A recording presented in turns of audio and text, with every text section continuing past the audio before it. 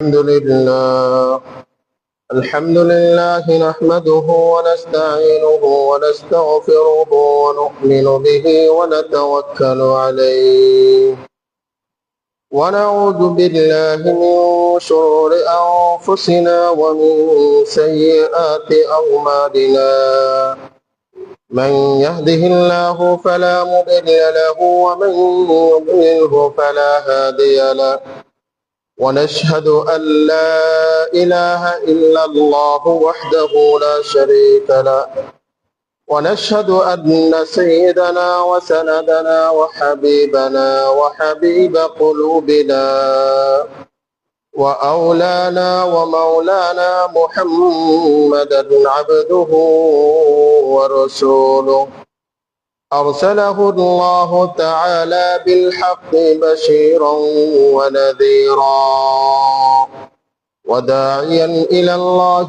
بإذنه وسراجا منيرا أما بعد فأعوذ بالله من الشيطان الرجيم بسم الله الرحمن الرحيم ونضع الموازين القسط ليوم القيامة فلا تظلم نفس شيئا وإن كان مثقال حبة من خردل أتينا بها وكفى بنا حاسبين সকলে অন্তরের অন্তঃস্থল থেকে রাসূলুল্লাহ সাল্লাল্লাহু আলাইহি ওয়াসাল্লামের উপর দরুদ পাঠ করি।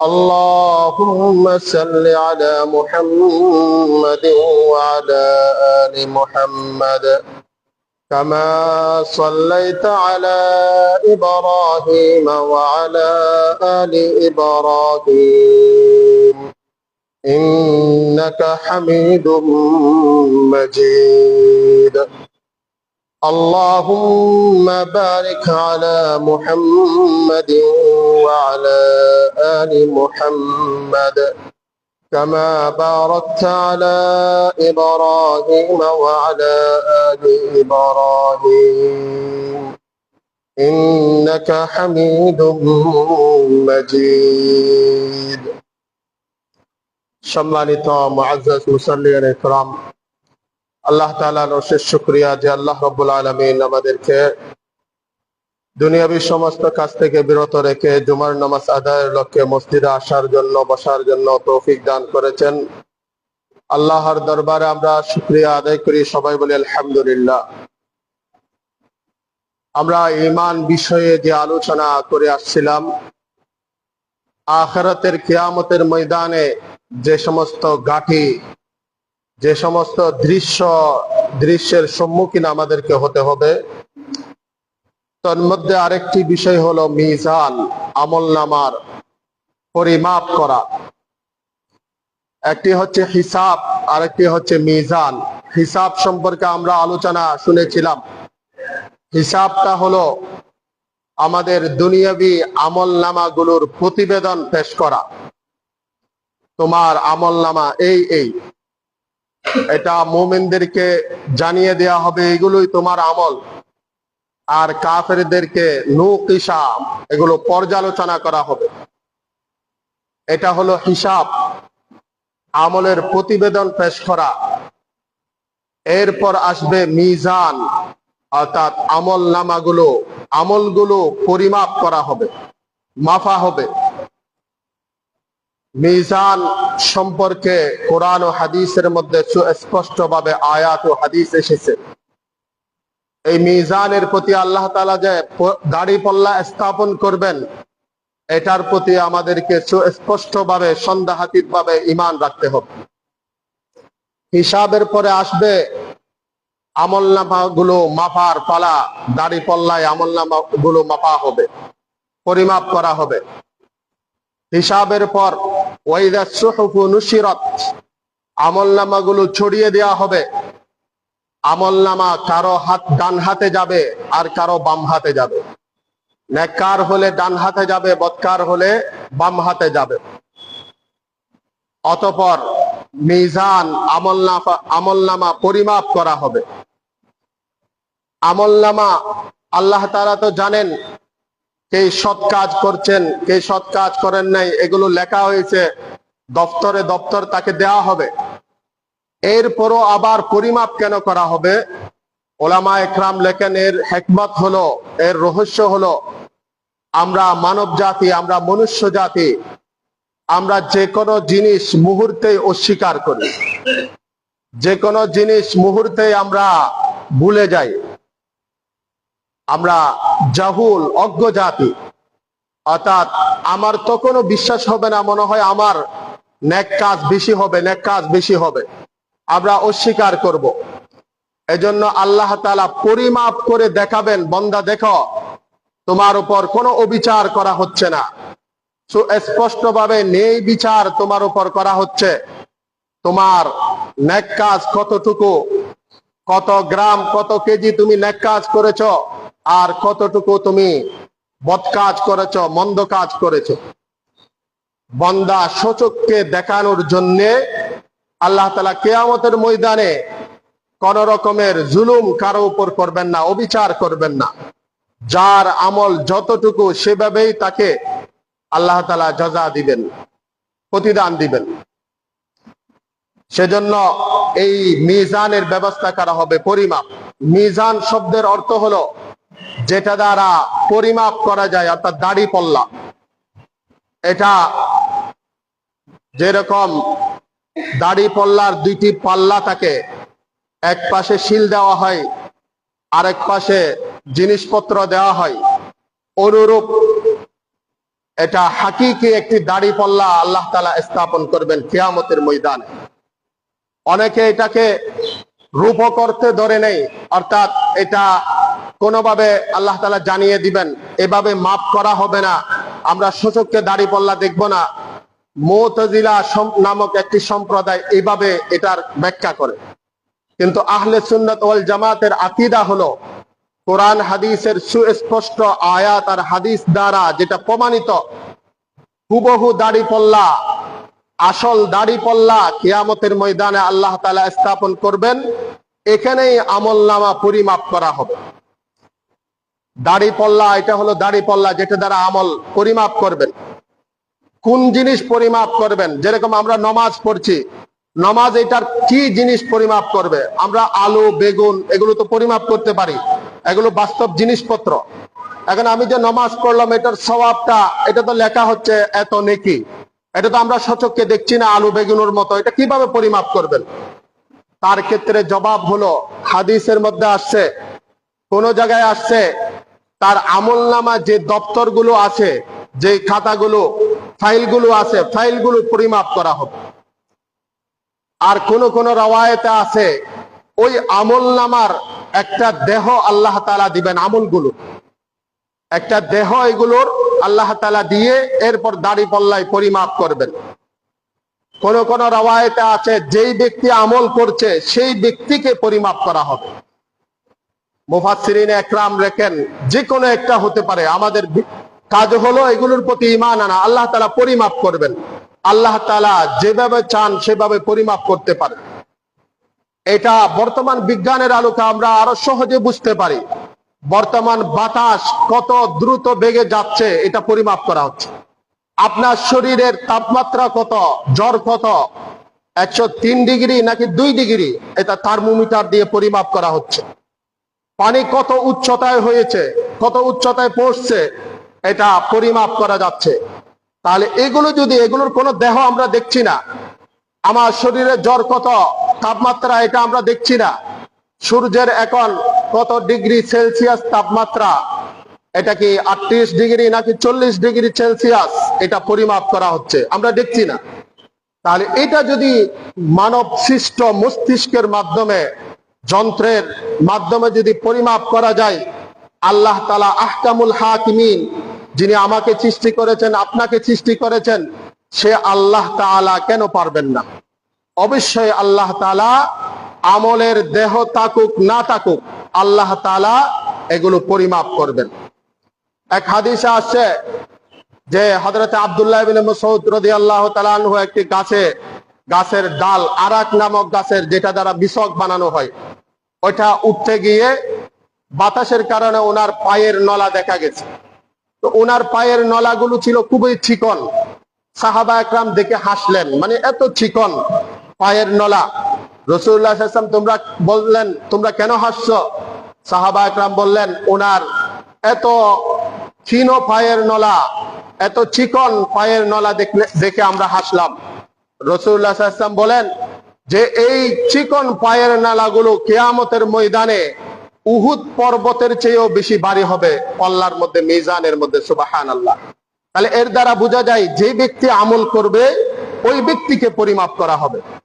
অন্য হাদিসে আসছে অনেক বড় দেহের অধিকারী, স্থূল দেহের অধিকারী ব্যক্তি আসবে, বলে পল্লার মধ্যে তার ওজন মশার একটি দানার পরিমাণও হবে না। এর দ্বারা বোঝা যায় যেই ব্যক্তি আমল করছে তাকেও পরিমাপ করা হবে। কুরবানির হাদিসগুলোতে আমরা পেয়েছি কুরবানির জন্তুকে পরিমাপ করা হবে, আমলটা যেই জিনিস দিয়ে আমল করছে ওইটাকে পরিমাপ করা হবে। কোন কোন হাদিসে আসছে তার আমলের ফাইল, যেখানে যেই দফতরে যেই খাতায় লেখা হয়েছে খাতাগুলো পরিমাপ করা হবে। যাই হোক, আল্লাহ তাআলা সেদিন কিয়ামতের ময়দানে মিজান নামক দাড়িপাল্লা স্থাপন করবেন। সেখানে আমার আপনার আমলনামাগুলো আমার পক্ষে বা বিপক্ষে দলিল হিসেবে পেশ করার জন্য আমলনামাগুলো পরিমাপ করা হবে। আল্লাহ তাআলা কোরআনে বলেন, ওয়ানাদাউল মাওয়াজিনাল কিসতা লিয়াউমিল কিয়ামা ফালা তুযলামু নাফসুন শাইআ, যে আমি কিয়ামতের ময়দানে ইনসাফের দাড়িপাল্লা, ন্যায় বিচারের দাড়িপাল্লা আমি স্থাপন করব। ওয়ানাদাউল মাওয়াজিনাল কিসতা লিয়াউমিল কিয়ামা, ইনসাফের দাড়িপাল্লা আমি স্থাপন করব। ফালা তুযলামু নাফসুন শাইআ, কোন মানুষকে, কোন মানুষের প্রতি কোন রূপ জুলুম করা হবে না, অবিচার করা হবে না। ওয়া ইন কানা মিসকালা হাববাতিন মিন খারদালিন আতাইনা বিহা, আল্লাহ তাআলা বলেন, বান্দা তোমার ভালো আমল বা মন্দ আমল সরিষার দানার পরিমাণ হলো আমার দাড়িপাল্লাকে ফাঁকি দিতে পারবে না।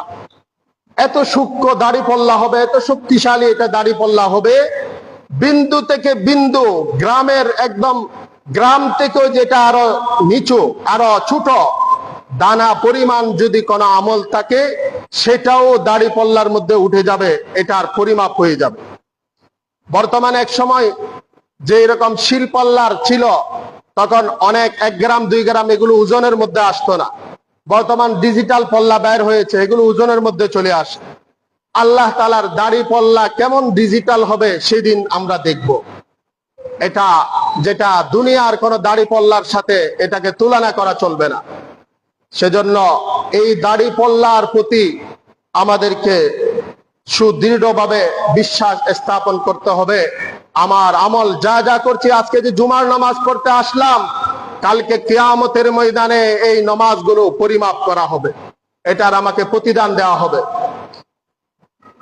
ওয়াকাফা বিনা হাসিবিন, আল্লাহ তাআলা বলেন, বান্দা তোমার আমলনামা হিসাবের জন্য আমি আল্লাহই যথেষ্ট, আমি মুহূর্তের মধ্যে এগুলো হিসাব করে ফেলতে পারি।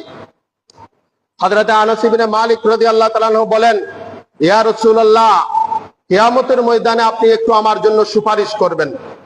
বলে, হ্যাঁ আমি তোমার জন্য সুপারিশ করব। হযরত আনাস ইবনে মালিক সাহাবী, তখন রাসূল তিনি বললেন, ইয়া রাসূলুল্লাহ, আপনাকে আমি কিয়ামতের ময়দানে কোন স্থানে খুঁজে পাবো, কোন জায়গায় থাকবেন আপনি, কোন স্টেশনে থাকবেন? তখন রাসূল সাল্লাল্লাহু আলাইহি ওয়াসাল্লাম বললেন, আনাস, তুমি প্রথমে আমাকে ফুলসিরাতে খুঁজে দেখবে, যেই ফুলসিরাত পার হয়ে যেতে হবে সেখানে খুঁজে দেখবে। যদি সে জায়গায় না পাও, সে স্টেশনে না পাও, তাহলে তুমি আমাকে মিজানে দাড়িপাল্লা যেখানে স্থাপন করা হবে ওই জায়গায় তুমি আমাকে খুঁজে দেখবে। যদি দাড়িপাল্লায়ও পাওয়া না যায়, তাহলে তুমি আমাকে হাউজে কাউসার, যেটা সম্পর্কে আমরা গত জুমায় আলোচনা শুনেছি, হাউজে কাউসার জান্নাতি এক কুদরতি নাহার, যেটা থেকে রাসূলুল্লাহ সাল্লাল্লাহু আলাইহি ওয়াসাল্লাম নিজ হাতে তার উম্মতদেরকে পানি পান করাবেন, এই হাউজে কাউসারের পাশে আমাকে তুমি তালাশ করবে। এই 3 জায়গা থেকে কোনো না কোনো জায়গায়, কোনো না কোনো স্টেশনে আমাকে তুমি কিয়ামতের দিন পাবে। সুবহানাল্লাহ। প্রথম ফুলসিরাতে খুঁজে দেখবে, মিজানে দাড়িপাল্লার যেখানে স্থাপন করা হবে সেখানে খুঁজে দেখবে, অথবা হাউজে কৌসারে খুঁজে দেখবে। আসুন আমরা রাসূলুল্লাহ সাল্লাল্লাহু আলাইহি ওয়াসাল্লামের যদি সুপারিশ পেতে চাই, ফুলসিরাতের মধ্যে মিজানের জায়গায় এবং হাউজে কৌসারে যদি হাউজে কৌসার পান করতে চাই, রাসূলুল্লাহ সাল্লাল্লাহু আলাইহি ওয়াসাল্লামের দেওয়া নীতিমালা সুন্নাতের উপর আমাদের জীবন যাপন করতে হবে। রাসূলুল্লাহ সাল্লাল্লাহু আলাইহি ওয়াসাল্লামের সিরাত আমাদেরকে পড়তে হবে, জীবনী আমাদেরকে পড়তে হবে। যদি কিয়ামতের ময়দানে এত ভয়াবহ এবং দুর্বিষহ ঘাটগুলো যদি আমরা পাড়ি দিতে চাই, আল্লাহ তাআলা আমাদেরকে সেই তৌফিকটুকু দান করুন। এই সমস্ত হাদিস দ্বারা বোঝা যায় স্পষ্টভাবে যে আল্লাহ তাআলা সেদিন আমার আপনার আমলগুলো পরিমাপ করার জন্য দাড়িপাল্লা স্থাপন করবেন। ওই দাড়িপাল্লায় আমাদের আমলগুলো পরিমাপ করা হবে। আমরা এখন শুনবো এমন কিছু আমল, 5-6টি এমন আমল আছে যেগুলো বন্দা করলে তার দাড়িপাল্লা মিজানের মধ্যে আমলনামাগুলো খুবই বেশি ভারী হয়ে যায়। তার সওয়াব এগুলো করতে খুবই সহজ, কিন্তু মিজানের মধ্যে দাড়িপাল্লার মধ্যে এগুলোর ওজন অনেক বেশি হবে। হযরতে দাউদ আলাইহিস সালাতু ওয়াস সালাম তাফসীর বিভিন্ন মুফাসসিরকার লিখলেন যে দাউদ আলাইহিস সালাতু ওয়াস সালাম বলেন, ইয়া আল্লাহ, দাড়িপাল্লাটি কেমন হবে? তখন উনি দাড়িপাল্লা দেখে অবাক হয়ে গেলেন। বলে, এত বিশাল দাড়িপাল্লা কোন মানুষ আছে যে তার নেক কাজে দাড়িপাল্লার একটি পাল্লাকে এটা ভরপুর করবে, পরিপূর্ণ হবে? তখন আল্লাহ তাআলা বলেন, আমার নবী দাউদ, যদি আমার বান্দার উপর আমি সন্তুষ্ট হয়ে যাই, তাহলে একটি খেজুর যে দান করেছে, এই একটি খেজুরে পাল্লার একটি পাল্লা ভরপুর করে দিতে পারে। সুবহানাল্লাহ। সেজন্য আমাদের লাগবে ইখলাস এবং একমাত্র আল্লাহর সন্তুষ্টির জন্য আমল। যদি একটি আমল, 2টি আমলের উপর আল্লাহ তাআলা সন্তুষ্ট হয়ে যায়, আমার উপর আল্লাহ তাআলা যদি সন্তুষ্ট হয়ে যায়, সামান্য কাজে আল্লাহ তাআলা আমার পাল্লাটা, আমলের পাল্লাটা ভারী করে দিবেন। রাসূলুল্লাহ সাল্লাল্লাহু আলাইহি ওয়াসাল্লাম বলেন এক হাদিসের মধ্যে, কিয়ামতের দিন আল্লাহ তাআলা সমস্ত মানুষের সামনে আমার উম্মত থেকে একজন ব্যক্তিকে বের করবেন। তখন তার সামনে 99টি আমলের ফাইল, একটার পর একটা 99টি আমলের ফাইল তার সামনে পেশ করা হবে। বলে, আমলের ফাইলগুলো কত দিস্তার খাতা হবে? 1 দিস্তা, 2 দিস্তা, 1 রিম, 2 রিম। বলে, এগুলোর বিশালতা হবে মাদ্দুল বাসার, এখান থেকে আপনার দৃষ্টিশক্তি যতটুকু যায় এত বিশাল আমলের ফাইলগুলো হবে। এই মসজিদ পরিমাণ না। আপনি এখানে যদি কোনো দেওয়াল না থাকে, এটা যদি সমতল ভূমি হয়, একটি জমিনে গিয়ে আপনি যতটুকু দেখতে পান, এত বিশাল এক একটা ফাইলের বিশালতা হবে। এরকম 99টি ফাইল তার সামনে হাজির করবে। দেখবে সবগুলো ফাইলের মধ্যে গুনাহ আর গুনাহ, খারাপ কাজ, মন্দ কাজ সবগুলো ভরপুর আছে। তখন আল্লাহ তাআলা বলবেন, বান্দা, তোমার কি মনে হয়? তুমি কি এগুলো অস্বীকার করো? এই কাজগুলো, এই মন্দ কাজগুলো, গুনাহের কাজগুলো কি তুমি করেছো? তখন তিনি বলবেন, ইয়া রাসূল, ইয়া আল্লাহ, আমি অবশ্যই স্বীকার করি, আমি পাপিষ্ঠ বান্দা, আমার এই গুনাহগুলো আমার হয়ে গিয়েছে। তখন আল্লাহ তাআলা বলবে, আমার কিরামান কাতিবিন ফেরেশতারা, যারা লেখক ফেরেশতা আছেন, তারা এগুলো লিখেছে। তোমার কি কোনো অজুহাত আছে? উজর পেশ করার কিছু আছে? কিছু বলার আছে আমার কাছে? তখন তিনি বলবে, ইয়া আল্লাহ, আমি আর কি অজুহাত পেশ করব? আমার তো সমস্ত ফাইলগুলো গুনাতে ভরপুর হয়ে গিয়েছে, আমি আর কি এখানে, আমি আর কি বলবো? তখন আল্লাহ তাআলা বলবে, হ্যাঁ, তোমার আরেকটি ফাইল আছে, সেটার বিশালতা হলো একটি ছোট্ট কাগজের টুকরা। এটা তোমার ভালো আমলের মধ্যে আছে, এটা বের করা হবে। দেখা হবে এখানে একটি কাগজের টুকরা বের করা হয়েছে, সেখানে লেখা আছে, লা ইলাহা ইল্লাল্লাহ মুহাম্মাদুর রাসূলুল্লাহ, আশহাদু আল্লা ইলাহা ইল্লাল্লাহ ওয়া আন্না মুহাম্মাদার রাসূলুল্লাহ।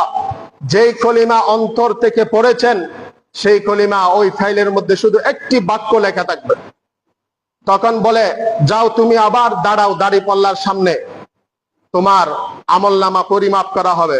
ওই বান্দা বলবে, ইয়া আল্লাহ, আর তো পরিমাপ করার কোনো প্রয়োজন নাই, যেখানে 99 বিশাল বিশাল ফাইল আর এখানে একটি কাগজের টুকরা, এটা দিয়ে আর কি হবে? আমার তো আর কোনো বাঁচার উপায় নেই। আল্লাহ তাআলা বলেন, না, তুমি দাড়িপাল্লার সামনে দাঁড়াও, এগুলো পরিমাপ করা হবে। দেখা হবে 99 ফাইল যেটা আছে, এটা উপরের দিকে উঠে যাবে, আর লা ইলাহা ইল্লাল্লাহ কাগজ যেটা আছে এটা বাড়ি হয়ে নিচের দিকে থেকে যাবে। তার লা ইলাহা ইল্লাল্লাহর দ্বারা সে জয়ী হয়ে যাবে, পাশ হয়ে যাবে। সুবহানাল্লাহ। এটা যদি আমরা ইখলাসের সাথে আল্লাহর কাছে যদি মকবুল হয়ে যেতে পারি, এক লা ইলাহা ইল্লাল্লাহর মাধ্যমে বান্দা কিয়ামতের ময়দানে পার হয়ে যাবে। আল্লাহ তাআলা আমলনামা পরিমাপ করবে নিজের ইখলাস অনুযায়ী, কার কতটুকু ইখলাস বাস্তবে পড়েছে নাকি মানুষকে ফাঁকি দেওয়ার জন্য পড়েছে, এটাই আল্লাহ তাআলা দেখবেন। এজন্য আসুন, এটার জন্য আমাদেরকে পুরো জীবন চেষ্টা করতে হবে। এই হাদিস দ্বারা অর্থ এটা নয় যে আমি একদিন আজকে ইখলাসের সাথে লা ইলাহা ইল্লাল্লাহ পড়ে ফেললাম, এরপর গুনাহ করতে থাকলাম, নাউজুবিল্লাহ, এটা নয়। এটার জন্য এভাবে আল্লাহর কাছে মকবুল হওয়ার জন্য ভালো কাজগুলোর মাধ্যমে আমার মৃত্যু অবধি, মৃত্যু পর্যন্ত আমাকে চেষ্টা চালিয়ে যেতে হবে। তখন আল্লাহ তাআলা আমাকে ইনশাআল্লাহ পার করিয়ে দিবেন। এরপর আরেকটি আমল হলো জিক্রুল্লাহ, তাসবিহ, তাহমিদ, তাহলিল, সুবহানাল্লাহ, আলহামদুলিল্লাহ, ওয়ালা ইলাহা ইল্লাল্লাহ, ওয়াল্লাহু আকবার, সুবহানাল্লাহি ওয়া বিহামদিহি, সুবহানাল্লাহিল আযীম। বুখারী শরীফের শেষ হাদিস, আল্লাহর নবী বলেন, কালিমাতানে সাকিলাতানে ফিল মিজান, খফিফাতানে আলাল লিসান, হাবিবাতানে ইলার রহমান, সুবহানাল্লাহি ওয়া বিহামদিহি, সুবহানাল্লাহিল আযীম। আল্লাহর নবী বলেন, আমার উম্মতরা দুইটি কলিমা, দুইটি শব্দ যেগুলো জুবানের মধ্যে মুখে পড়তে, উচ্চারণ করতে খুবই সহজ, কোনো কষ্ট হয় না, কিন্তু দাড়ি পল্লার মধ্যে এগুলো খুবই ভারী হবে, ওজন হবে এবং আল্লাহর কাছে বেশি প্রিয়। সেই দুই কলিমা, দুই শব্দ হলো সুবহানাল্লাহি ওয়া বিহামদিহি, সুবহানাল্লাহিল আযীম। পড়ুন সবাই, সুবহানাল্লাহি ওয়া বিহামদিহি, সুবহানাল্লাহিল আযীম, সুবহানাল্লাহি ওয়া বিহামদিহি, সুবহানাল্লাহিল আযীম। আমরা কি পড়তে পারি না? আমরা যখন ব্যবসা করি, বিভিন্ন জিনিসপত্র বিক্রয় করি, দোকানে বসে আছি, আমার মুখের মধ্যে যদি কলিমাটা জারি রাখি, সুবহানাল্লাহি ওয়া বিহামদিহি, সুবহানাল্লাহিল আযীম, গাড়ি দিয়ে কোথাও যাচ্ছি, বসে বসে মোবাইলের মধ্যে সময় ব্যয় না করে যদি আমি বলি সুবহানাল্লাহি ওয়া বিহামদিহি, সুবহানাল্লাহিল আযীম, এই কলিমাগুলো কালকে যেই ভয়াবহ ঘাটি আমাকে পার করতে হবে, মিজানের সামনে দাঁড়াতে হবে, এই কলিমাগুলো আমার মিজান, আমার আমলনামার পল্লাকে ভারী করে দিবে। আল্লাহ তাআলা আমাদেরকে আমল করার তৌফিক দান করুন। এভাবে হাদিসের মধ্যে আছে, হযরতে জুওয়াইরিয়া রাদিয়াল্লাহু তাআলা আনহা একদিন ফজরের নামাজ পড়লেন। নামাজ পড়ে উনি চাষতের সময় পর্যন্ত মুসাল্লায় বসে আছেন। রাসূলুল্লাহ সাল্লাল্লাহু আলাইহি ওয়াসাল্লাম নামাজের পর বের হলেন। আবার প্রায় 9টা-10টার দিকে যখন ঘরে আসলেন, দেখলেন জুওয়াইরিয়া এখনো, নিজের স্ত্রী জুওয়াইরিয়া রাদিয়াল্লাহু তাআলা আনহা মুসাল্লায় বসে আছেন। বললেন, জুওয়াইরিয়া, তুমি কি এখনো মুসাল্লায় বসে আছো? বলে, হ্যাঁ ইয়া রাসূলুল্লাহ, আমি ফজরের নামাজের পর থেকে এই পর্যন্ত মুসাল্লায় বসে আছি। বলে, তুমি তো মুসাল্লায় বসে আছো, তবে আমি এখান থেকে যাওয়ার পর 4টি কলিমা 3বার পড়েছি। সুবহানাল্লাহি ওয়া বিহামদিহি, আদাদা খালকিহি, ওয়া রিদা নফসিহি, ওয়া জিনাতা আরশিহি, ওয়া মিদাদা কালিমাতি। সুবহানাল্লাহি ওয়া বিহামদি, বলুন সবাই, সুবহানাল্লাহি ওয়া বিহামদি, আদাদা খালকিহি, ওয়া রিদা নফসিহি, ওয়া জিনাতা আরশিহি, ওয়া মিদাদা কালিমাতি। আল্লাহর কলিমার খালি পরিমাণ আমি সুবহানাল্লাহ ওয়া বিহামদি পড়ছি, মিজানের পরিমাণ আমি সুবহানাল্লাহ ওয়া বিহামদিহি পড়ছি। এই কলিমাটি বলেন, রাসূলুল্লাহ সাল্লাল্লাহু আলাইহি ওয়াসাল্লাম বলেন, আমি মাত্র 3বার পড়েছি, 4টি শব্দ, আল্লাহর কাছে এগুলো আসমান জমিনের চেয়েও বেশি ভারী হয়ে গিয়েছে। তোমার এই আমলের চেয়ে আমার এই 4টি কলিমা আরো বেশি ভারী হয়ে যাবে। সেজন্য আসুন, হাদিসের মধ্যে আমাদেরকে সহজ সহজ কিছু দোয়া শিখিয়ে দিয়েছে, সহজ সহজ কিছু আমল শিখিয়ে দিয়েছে। কালকে কিয়ামতের ময়দানে যখন ভয়াবহ অবস্থা হবে, এই ঘাটির মধ্যে আমরা এগুলোর মাধ্যমে পার পেয়ে যেতে পারবো। আল্লাহ তাআলা আমাদেরকে তৌফিক দান করুন। এভাবে আল আজকার দুবুরুস সালাহ, 5 ওয়াক্ত নামাজের পর হাদিসের মধ্যে আসছে যে 2টি বিষয় আমার বান্দারা, আমার উম্মতের বান্দারা যদি এগুলো যথাযথভাবে করে, তাহলে সেই জান্নাতে যেতে পারবে। এগুলো খুব সহজ, কিন্তু সহজ আমল আমার উম্মতের মধ্যে অনেক কম মানুষই এগুলো করে। অধিকাংশ মানুষ এগুলো করে না, ছাড়ি দেয়, অথচ এটা খুবই সহজ। তার মধ্যে একটি হলো প্রত্যেক নামাজের পর 10 বার সুবহানাল্লাহ, 10 বার আলহামদুলিল্লাহ, 10 বার আল্লাহু আকবার। কয়বার হলো?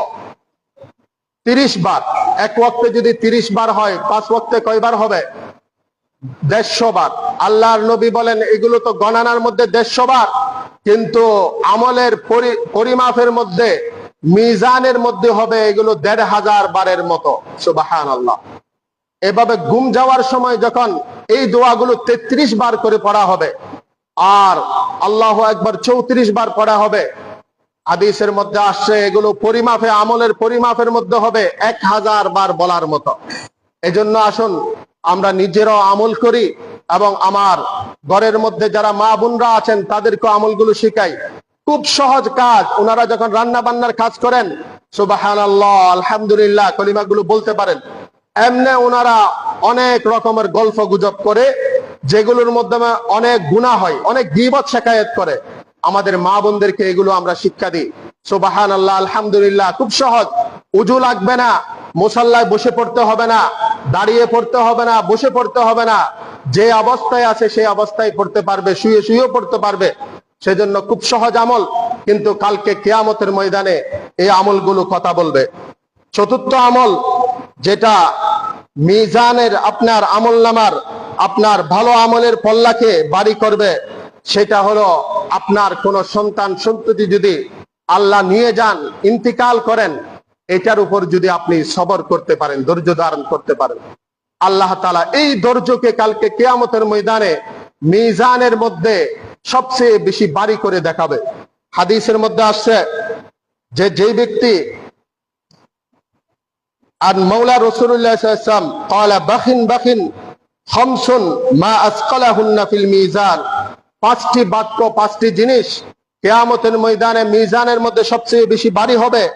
একটি হচ্ছে লা ইলাহা ইল্লাল্লাহ, আরেকটি হচ্ছে আল্লাহু আকবার, তৃতীয় নম্বর হলো সুবহানাল্লাহ, চতুর্থ হলো আলহামদুলিল্লাহ, পঞ্চম হলো আল ওয়ালাদুস সালিহ ইতাওয়াফা ফায়াহতাসিবু ওয়ালিদুহু, যে নেককার দিনদার সন্তান আল্লাহ তাআলা তাকে নিয়ে গিয়েছেন, এর মৃত্যু হয়ে গিয়েছে, কিন্তু পিতা আল্লাহর তকদিরের উপর সন্তুষ্ট, আল্লাহ তাআলা যে নিয়ে গিয়েছেন এটার উপর সবর ধারণ করেছেন, ধৈর্য ধারণ করেছেন, আল্লাহ অসন্তুষ্ট হন এমন কোনো কথা বলেন নাই। এই ধরনের কথা বলেন নাই, আল্লাহ কি আর কারো ছেলে দেখে নাই, আমার ছেলেটা কি নিয়ে গিয়েছে, আমার ছেলেটা কেন নিয়ে গিয়েছে, এগুলো বলে বলে বুক চাপড়াই নাই, নিজের কলার ছিঁড়ে ফেলে নাই, এগুলো হচ্ছে জাহিলিয়া, কুসংস্কার। আল্লাহর নবী বলেন যদি ধৈর্য ধারণ করতে পারে, তাহলে কিয়ামতের ময়দানে এই ধৈর্য তার আমলনামার পল্লার মধ্যে সবচেয়ে বেশি ভারী হবে। সুবহানাল্লাহ। হ্যাঁ, চোখের পানি বের হতে পারে, এটা ধৈর্যের বিপরীত নয়। আল্লাহর নবীর ছেলে যখন ইব্রাহিম ইন্তিকাল করলেন, তখন আল্লাহর নবীর হাতেই ইন্তিকাল করছেন ছোট্ট কালে, তখন আল্লাহর নবী কাঁদছেন, চোখ দিয়ে পানি বের হচ্ছে। আল্লাহর নবী বলেন ইন্নাল আইনানি তাদমান ওয়াল কলবা ইয়াহজুন ওয়া ইন্না বিফারাকিকা ইয়া ইব্রাহিম লামাহজুনুন, আমার চোখ দিয়ে অশ্রু বের হচ্ছে, আমার অন্তর আজকে শোকাহত, হে ইব্রাহিম তোমার বিরহ বেদনায় আমি শোকাহত। আল্লাহর নবী বললেন, এক সাহাবী বললেন ইয়া রাসূলুল্লাহ আপনি তো কাঁদছেন, এটা তো ধৈর্যের বিপরীত। রাসূল সাল্লাল্লাহু আলাইহি ওয়াসাল্লাম বলে না, এটা ধৈর্যের বিপরীত না, মানুষ হিসেবে আমাদের চোখ দিয়ে পানি বাইর হওয়া এটা স্বাভাবিক, কোনো দুর্ঘটনায় মুসিবতের মধ্যে। তবে আমি তো চিল্লাই চিল্লাই কাঁদছি না, আমি আমার কাপড় ছিঁড়ে ফেলছি না, আল্লাহ অসন্তুষ্ট হন এমন কথা আমি বলছি না। এটাই হলো ধৈর্য। সুতরাং আসুন, আমাদের মা বোনরা এই ধরনের কাজগুলো বেশি করে। কোন ছেলে যদি কোন দুর্ঘটনার সম্মুখীন হয়ে মৃত্যুবরণ করে, এমন এমন শব্দ ব্যবহার করে যেগুলোর কারণে ঈমান চলে যায়, আমরা এগুলো তাদেরকে শিক্ষা দিব, এ ধরনের কথা যেন না বলে। সেই যদি এই ধৈর্যতা ধারণ করতে পারে, কালকে কিয়ামতের ময়দানে এই ধৈর্যই তাকে আমলনামার মিজানের মধ্যে তার পল্লাটা ভারী করে দিবে। আল্লাহ তাআলা আমাদেরকে আমল করার তৌফিক দান করুন। এভাবে পঞ্চম আমল হলো, যে ব্যক্তি মা মিন শাইইন আসকালু ফিল মিজানি মিন হুসনিল খুলুক, আল্লাহর নবী বলেন পল্লার মধ্যে সৎ চরিত্র থেকে বেশি ভারী জিনিস বন্দার আর কোনো কিছু থাকবে না। হুসনে আখলাক, সচ্চরিত্র। আপনাকে কেউ গালি দিচ্ছে, আপনি পাল্টা গালি দিচ্ছেন না। আপনি কাউকে অন্যায়ভাবে মারতে যাচ্ছেন না, কাউকে অন্যায়ভাবে আপনি গালিগালাজ করছেন না। সৎ চরিত্র, যেটা রাসূলুল্লাহ সাল্লাল্লাহু আলাইহি ওয়াসাল্লামের চরিত্র। ওয়া ইন্নাকা লাআলা খুলুকিন আযীম, আয় নবী আপনি মহান চরিত্রের উপর আছেন। আপনি মানুষকে ক্ষমা করেন, মানুষের বিপদে আপনি ঝাঁপিয়ে পড়েন। এগুলো হলো হুসনে আখলাক, সচ্চরিত্র। এই সচ্চরিত্র যাদের আছে, কালকে কিয়ামতের ময়দানে মিজানের মধ্যে যখন আমলনামা পরিমাপ করা হবে, সচ্চরিত্র গুলো তার মিজানের মধ্যে, তার পল্লার মধ্যে সবচেয়ে বেশি ভারী হয়ে দেখাবে। সুবহানাল্লাহ। এজন্য আসুন আমরা রাসূলুল্লাহ সাল্লাল্লাহু আলাইহি ওয়াসাল্লামের চরিত্রকে আঁকড়ে ধরি। রাসূলুল্লাহ সাল্লাল্লাহু আলাইহি ওয়াসাল্লাম যে চরিত্র দ্বারা পুরো বিশ্বকে বিমোহিত করে দিয়েছে, এখনো পর্যন্ত একজন অমুসলিম কোন বিভিন্ন ইউরোপ কান্ট্রিতে যখন রাসূল সাল্লাল্লাহু আলাইহি ওয়াসাল্লামের জীবনী পড়ে, রাসূলুল্লাহ সাল্লাল্লাহু আলাইহি ওয়াসাল্লামের চরিত্রগুলো দেখেন, রাসূল সাল্লাল্লাহু আলাইহি ওয়াসাল্লামের চরিত্রে বিমোহিত হয়ে, মুগ্ধ হয়ে সেই ইসলাম গ্রহণ করে। সুবহানাল্লাহ। আসুন, এখন আমরা তো রাসূল সাল্লাল্লাহু আলাইহি ওয়াসাল্লামের চরিত্রও জানি না, চরিত্রগুলো কি ছিল, জীবনীটা কি ছিল, রাসূল সাল্লাল্লাহু আলাইহি ওয়াসাল্লাম মক্কি জীবনে কিরকম ছিল, মাদানী জীবনে কিরকম ছিলেন, এবং রাসূল সাল্লাল্লাহু আলাইহি ওয়াসাল্লাম যুদ্ধের ময়দানে কিরকম ছিলেন, এগুলো আমরা জানি না। আমল করার জন্য আগে কি করতে হবে? জানতে হবে। সেজন্য আসুন, আজকে সফর মাসের 27 তারিখ, সামনে যে রবিউল আউয়াল মাস আসছে, রবিউল আউয়াল মাস আসলে আমরা রাসূল সাল্লাল্লাহু আলাইহি ওয়াসাল্লামের বেশি স্মরণ করি, যেহেতু এই মাসেই রাসূল সাল্লাল্লাহু আলাইহি ওয়াসাল্লামের জন্ম হয়েছে এবং এই মাসেই রাসূল সাল্লাল্লাহু আলাইহি ওয়াসাল্লামের মৃত্যু হয়েছে। এখন আমি স্মরণ করলাম শুধু, হ্যাঁ এই রাসূল সাল্লাল্লাহু আলাইহি ওয়াসাল্লাম এই মাসে জন্ম হলো, মৃত্যু হলো, এটাই বললাম, এতটুকু দ্বারা আমাদের হক আদায় হবে না। রাসূল সাল্লাল্লাহু আলাইহি ওয়াসাল্লামের একটা সিরাত গ্রন্থ আপনি পড়েন, রাসূল সাল্লাল্লাহু আলাইহি ওয়াসাল্লামের জীবনী সম্পর্কে আপনি পড়েন।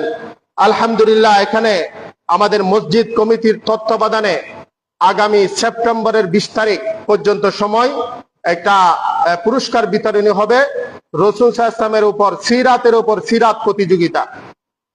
এখানে দুইটা ক্যাটাগরিতে ভাগ করা হয়েছে, যারা 15 বছরের নিচে আছে তাদের জন্য খ বিভাগ, আর যারা 15 বছরের উপরে আছে সবার জন্য, ছাত্র হোক, যে কোনো পেশা শ্রেণীর মানুষ এই বইটা পড়ে এই প্রতিযোগিতায় অংশগ্রহণ করতে পারবে। যারা বিজয়ী হবে, আমরা তো শিখবো রাসূল সাল্লাল্লাহু আলাইহি ওয়াসাল্লামের জীবনী শেখার জন্য, তবে আপনাদের জন্য আকর্ষণীয় পুরস্কারও থাকবে। এটা দুনিয়াবী পুরস্কার, কিন্তু আখিরাতের পুরস্কার তো আল্লাহর নবী আপনাদেরকে দিবেন, হাউজে কাউসার থেকে পানি পান করাবেন আপনাদেরকে। সেজন্য এখানে বিভিন্ন ছেলেদের জন্য সাইকেলের ব্যবস্থা আছে, মহিলাদের জন্য সেলাই মেশিনের ব্যবস্থা আছে। এই প্রতিযোগিতায় নারী পুরুষ সবাই অংশগ্রহণ করতে পারবে। আমাদের মা বোনদের জন্য আমরা যেটা বাইবার পরীক্ষা আছে, দুইটা ক্যাটাগরিতে পরীক্ষা হবে। একটা হচ্ছে আপনি লিখিত এমসিকিউ গুলো জমা দিবেন, বড়রা 100টি প্রশ্ন, ছোটরা 50টি প্রশ্ন। আর আমাদের মা বোন যারা আছে, যারা পর্দার আড়ালে আছেন, তারা এটা এমসিকিউ গুলো জমা দিবেন। দ্বিতীয় ধাপ যেটা আছে, ভাইবা পরীক্ষা হবে, সামনাসামনি হয়ে আপনি বিভিন্ন বিষয়ে এখানে যেগুলো আছে এগুলোর আপনি জবাব দিবেন। এই বিষয়গুলো যখন জবাব দিবেন, তখন আপনি পুরুষ হিসেবে আমাদের সামনে আসবেন। কিন্তু মা বোনদের জন্য আমরা ব্যবস্থা রেখেছি, তারা রাসূল সাল্লাল্লাহু আলাইহি ওয়াসাল্লামের জন্য চিঠি লিখবে, যারা ছোটরা আছে, 15 বছরের নিচে যারা আছে। আর 15 বছরের উপরে যারা আছে, তারা 500 শব্দের একটা রচনা লিখবে রাসূল সাল্লাল্লাহু আলাইহি ওয়াসাল্লামের সিরাতের উপর।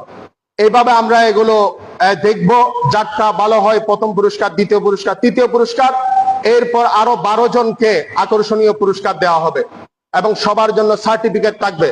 আসুন আমরা একটা প্রতিযোগিতার আয়োজন করার উদ্দেশ্য হলো একমাত্র কাকে জানা? আল্লাহর রাসূল সাল্লাল্লাহু আলাইহি ওয়াসাল্লামকে জানা। যেই নবী আপনার জন্য কিয়ামতের ময়দানে সুপারিশ করবে, যেই নবী নিজ হাতে আপনার জন্য হাউজে কাউসার থেকে পানি পান করাবেন, যেই নবীর সুপারিশ ছাড়া আমরা জান্নাতে যেতে পারবো না, সেই মুহাম্মদুর রাসূল সাল্লাল্লাহু আলাইহি ওয়াসাল্লামকে আমরা কতটুকু জানি? আমরা কতটুকু ওনার জীবনী পড়েছি? আমরা রবীন্দ্রনাথের জন্ম মৃত্যু মুখস্থ করতে করতে বুক ব্যথা করে ফেলছি।